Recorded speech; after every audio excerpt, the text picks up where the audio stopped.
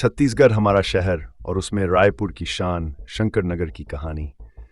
ये कहानी शंकर नगर की है, जब वहाँ कोई घर नहीं बना था, बस एक सुनसान मैदान हुआ करता था।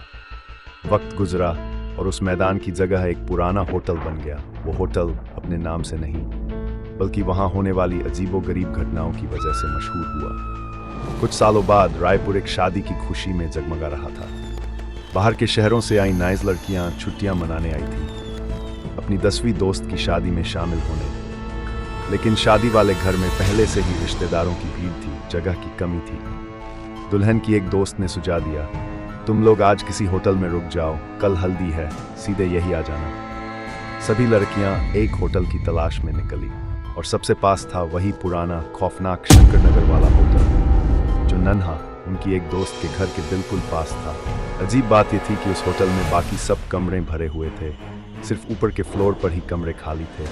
वो सभी लड़कियां बेहद खूबसूरत और मॉडर्न थीं और 3 कमरों में बांटकर आराम करने चली गई। रात के घर आई, तभी रूम नंबर 101 के बाहर किसी के चलने की धीमी आवाज आई। एक लड़की चौंक गई। वो उठी और दरवाजे के पास जाकर धीरे से अंदर से ही पूछा, कौन है?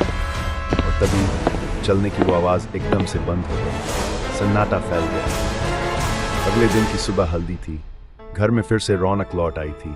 लड़कियां होटल से निकलकर शादी की रस्मों में शामिल हुईं। सबने सोचा कल रात जो भी था, शायद थकावट का वहम था। लेकिन रात फिर आई।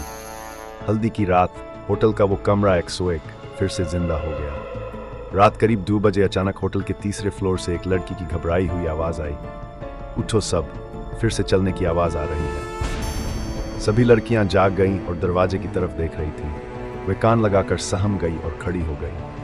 तभी दरवाजे के बाहर से किसी की खराश भरी आवाज आ रही थी। आवाज आई, ये तुम सभी की आखिरी रात है। सन्नाटा सा छा गया और धड़कनें तेज हो गईं। डर के मारे 8 लड़कियां दौड़ती हुई बेड के पास आ गईं, लेकिन एक लड़की रिया दरवाजे के सबसे पास खड़ी थी।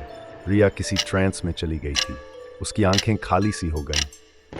उसने फर्श के पास पड़ी एक पुरानी एंटीक तलवार उठाई, वो तलवार जो वहां कभी किसी राजा के ज़माने से रखी गई थी। सब चिल्ला उठे, लेकिन तब तक बहुत देर हो चुकी थी। रिया ने खुद को उस तलवार से मार लिया। एक गहरी चीख निकली और फिर सन्नाटा छा गया। सुबह पुलिस आई। कमरा नंबर 101 में जो नज़ारा था वह किसी ने सोचा भी नहीं था। कुछ लड़कियां बेहोश थीं, कुछ कोमा में थीं और कुछ बची ही नहीं थीं। लेकिन सवाल ये था, रिया ने ऐसा क्यों किया? उसने क्या सुना जो किसी और ने नहीं सुना? बाकियों का क्या हुआ? ये सब सवाल उठे।